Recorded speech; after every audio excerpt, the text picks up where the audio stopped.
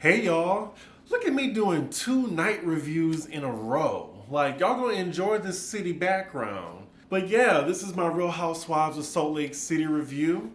You know, I gotta say, on Sunday nights, it's just such a weird transition from going to Real Housewives of Potomac to Salt Lake City. Like, I really think Salt Lake City needs its own night. Like, I wish it came on like Tuesday nights or maybe Thursday nights. It's just so weird to have it on Sundays, you know? And also, I'm kind of nervous because Insecure is gonna be on Sundays too, so that means I'm gonna have Real Housewives of Potomac, Salt Lake City, and Insecure to come out. Now, Potomac is always going to be on Mondays, and I'm going to try to have Salt Lake City out on Tuesdays.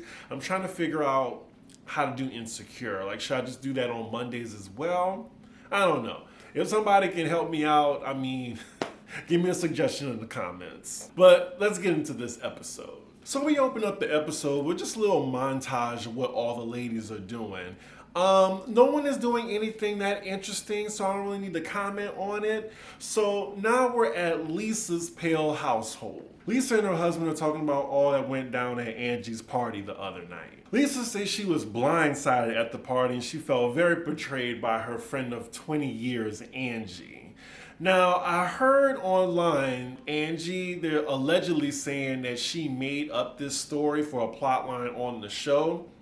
I mean, it's working to her benefit because Lisa's just so goddamn annoying. So I don't know what's real. I'm just going by what's on the show. Until it's confirmed on Watch What Happens Live or by any of the cast members, then maybe I'll take it into account of believing Lisa. But Lisa is a proven liar, so I don't put it past her that she would sabotage her friends. Lisa continues to talk about this war between her and Whitney, and I think this is all just going on in her head because I haven't seen any part of season 1 where Whitney is going after Lisa. Her husband, who finally gets a word in, tells her, why don't you just set up a dinner with Whitney and talk about this one-on-one? She says she'll think about it. Ooh, so I'm seeing Lisa's husband in a confessional.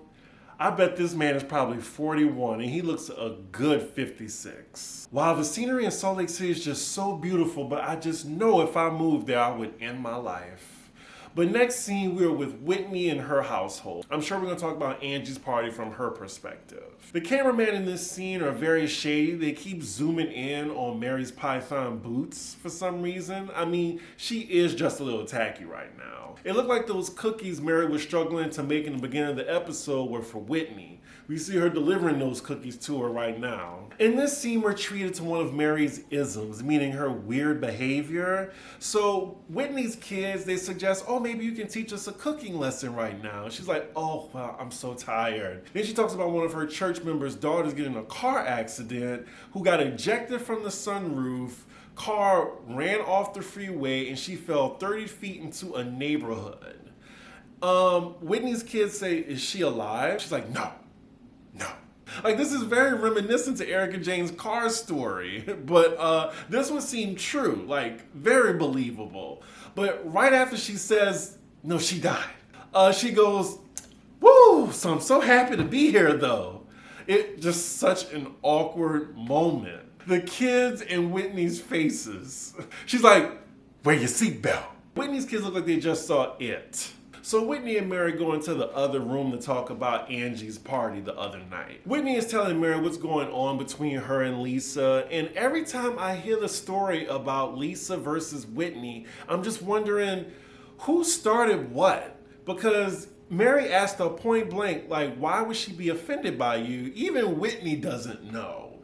And Mary is a broken clock because, you know, she doesn't make sense all the time, but when she does make sense, she hits the nail on the head. And in her confessional, she's saying that Whitney seems to want to be validated by Lisa's friendship, and that is exactly what it is. She kind of even admits that in a conversation with Mary, and Mary's like, so you want to be her friend. So that means you want her in your life. That's such a weird dynamic that they have, and it's also ironic because she usually judges Heather's relationship with Jen, so it seems like Whitney's doing the same thing with Lisa. Speaking of which, next scene we're with Heather at her house, and I'm sorry, Heather. Your scenes with your family is quite boring. What I got from this scene is her daughter got accepted to college. She's very happy for her. Fast forward. Next scene we're with Jen though, and she's meeting up with Meredith and Brooks. She really does look like a 50-year-old version of Nicole Scherzinger, the lead singer of the Pussycat Dolls, if y'all know who I'm talking about. So before the meetup, we get a flashback of her talking to Meredith, saying that she wanted to fulfill her promise, that she wanted to apologize to Brooks face to face. I personally think that an apology to Meredith and then just telling her to extend that to Brooks would have been fine, but then filming between them, I don't know. I don't think that would have been necessary, but Brooks wants camera time. So Meredith and Brooks arrive at the restaurant. Meredith looks really good in this red. Brooks looks like he got some work done. This scene is a little awkward already. So they sit down and Brooks tells his mom, like, oh, you can go over by the bar while me and Jen talk. Brooks is 22. He couldn't just come by himself. He needed his mom to come with him. I guess so Meredith can maybe moderate the conversation, or Brooks just felt more better with his mommy to be with him. So now it's Brooks and Jen one-on-one. So Jen starts off the conversation with Brooks and tells him that she talked to his mom and why she's upset. And she tells him that like the comments that were liked, it wasn't by her, it was by her social media team. She handled it. And she takes full responsibility for it, and then she apologizes. Now, Brooks, he's sitting all awkward or whatever, and it seems like, he wants to twist the knife a bit and get her to apologize some more. So Brooks gives her a little pushback and says, well, I would have no idea that that was your team doing that. I thought it was you from my perception, and you have no idea of the pain that I went through. I honestly think that people was coming for him because he was a privileged asshole last year. That's pretty much what it was. And then Jen was just tee-hee-heeing in the comments, and Meredith saw that. So, it was pettiness on her part, which she should apologize for, but all this backlash on Brooks was not solely because of Jen. It was because of his personality and how he came off, and he had his own confessional. I don't know how to articulate all the pain that I went through. So now Brooks is telling Jen about his journey of self-exploration. This is all new to me. He was not talking about any of this last year. It was all like fashion, and I have my line, and I saw Jen's vagina. And now it's like, oh, I'm on this journey of self-exploration to see what I like. I haven't even told my mom anything. I don't know. I think he's playing the victim card a little bit. I just want him to take a little bit of accountability. Just a little bit. As I'm watching this scene, this is the most mature Jen has ever been on this entire series. Ever. She's just calm. She's saying sorry. She's taking full accountability. I'm like, who is this? She even apologizes to Brooks if he saw her Gigi or her vagina. So now it looks like it's all good between them. They give each other a hug, and then Meredith comes back to the table. I just gotta say, thank God this storyline has ended. Can we get to Jen Shaw in handcuffs? That's what we all really want to see. At the end of all this, I just want peace for my child. Wow, they're actually laughing together too. This is the most mature I've ever seen Jen. She apologizes to Meredith again, and she said that she was deflecting. Wow. You still going to jail, but I commend you for taking accountability finally. Oh goodness, so the next scene is going to be most of the husbands of the cast. So I'm thinking that's Jen's husband, Lisa, Whitney's, and Meredith's. Do I want to fast forward this scene? I'll look at it a little bit. So we see Meredith's husband in the confessional, and it looks like this season he actually had a personality chip installed. I gotta say though, I'm gonna have to read him for his Brooks Mark suit, this tacky shit. This blazer he's wearing by his hack son is just a basic ass jacket with the red and white name tag stamped on the chest. That's all it is. It looks ridiculous. I might watch the rest of the scene because Coach Shaw is interesting. I can't remember the last time they focused on the guys since Jersey. I think that's the only franchise. I remember when Atlanta used to do it, when they had more husbands. but now they can't do that. I will say the scene isn't awkward. It looks like the gentlemen are all friends with each other. It doesn't look forced. I really can't wait to find out if Coach Shaw knew anything that Jen was doing. Okay, so it's bro talk, it's sex talk, blah, blah, blah. Whitney's husband looks so nervous, like he's literally pink right now. I'm not sure if I want to hear them talk about their sex lives with their wives. And I'm not sure if I heard this correctly or not, but it sounds like Meredith's husband has sex with her when she's asleep.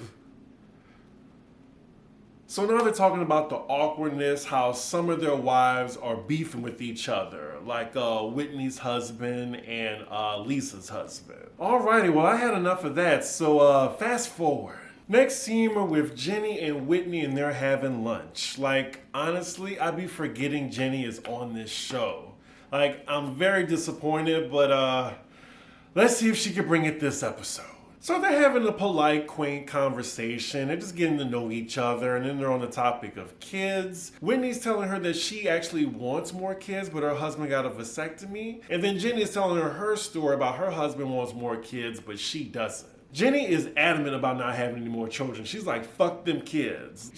I am all for women choosing not to have kids. Like, it is your body, do what you want with it. She said she worked too hard on this body and she didn't even want a surrogate. She said, I don't want no infant on me right now. My kids, they are fine. And now the topic of conversation is Lisa, because that's how Jenny knows the group is through Lisa. And Jenny's wondering, okay, what's the deal between y'all two? And again, it's still a mystery. We go back in a flashback to season 1 when Whitney tells Lisa, I feel like you judge me. And then Lisa, snooty ass, she's like, I don't think of you enough to judge you. And they've been harboring that ever since. Jenny is not talking any shit about Lisa, and she's saying only nice things about her and what her experience is. And this is all foreign to Whitney. She only knows Lisa as a bitch. Whitney, though, is willing to extend an olive branch to Lisa solely for the fact that their husbands get along. Next scene, we're with Heather and Meredith, and they're doing a skiing activity. This also looks like a Best Fiends tea, but we'll find out. Yeah, definitely fast forwarding through all the skiing. I'm about to see what they're going to talk about next. So the conversation starts out with Heather's kids again. Yeah, keep going. I really miss Heather fighting with Jen now, because without that storyline, now it's just, you know, her Mormon faith and raising her daughters. And, you know, I watched this show for the mess. Now, wait a minute, Meredith. They're on the topic of their kids going to college, and she just told Heather that, you know, she had a conversation with their kids, you know, involving sexuality. I thought a few episodes ago you and Brooks never had a conversation. Just wondering. Y'all, I'm bored. I gotta say, like, this conversation, blah, blah, blah. Like, I was texting while Heather and Meredith were talking. I'm just tuned out. All right, so next scene, it seems like that's gonna be the main event. We have 10 minutes left of the show, and it's Lisa and Whitney meeting up for dinner for that one-on-one. Lisa just has that inauthentic voice. Hi, how are you? Jenny. That has really taken off on social media. Jenny! Whitney says this is the first time her and Lisa has ever hung out one-on-one. I do think deep down, since Whitney wants Lisa's friendship, that she's happy that this is happening. Okay, so I don't think this is dinner. This is a gin tasting. So it's a little awkward conversation. They're both acknowledging that their husbands are good friends. They had a good time at the guys' night out. Lisa tells Whitney that their husbands were joking about how their wives would be great friends. And she said that, you know, why wouldn't they be friends? And Whitney says, well, from my perspective, we aren't friends. So the conversation hasn't gone left yet, but Whitney is definitely asking the questions like, what is your problem with me? Because right now, from my perspective, it's like each of the women are saying, she has a problem with me. She just doesn't like me. Every time I see her, she's mean to me. Like, both ladies are saying the same thing. So now they're discussing the events of Angie's charity event. Whitney was very pissed off that Lisa referred to her as this. And Lisa is saying that she didn't mean it like that. It looks like the both of them are boiling this down to a misunderstanding, but Whitney is holding no punches. She's just saying exactly how she feels. She's telling Lisa, well, you've never given me the chance to get to know you.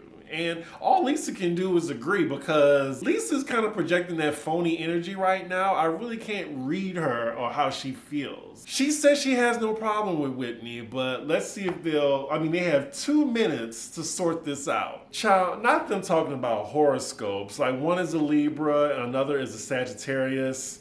Honestly, no offense, audience, but both of those signs are trash. So this conversation ends with both of the ladies agreeing to building a friendship with each other. And then I guess we'll see if this happens or not, because that's where the episode ends. This was a pretty lackadaisical episode. Not too much to comment on. They did wrap up 2 storylines. They wrapped up the Brooks versus Jen storyline, as well as hopefully the Whitney and Lisa storyline. So I'm really curious of what to expect next. I mean, I want to see the clink clink, the handcuffs on Jen, but we'll see. So the next episode looks a little promising, but it looks like Whitney and Lisa getting into it again.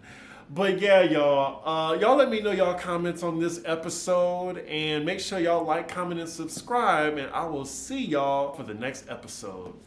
Bye.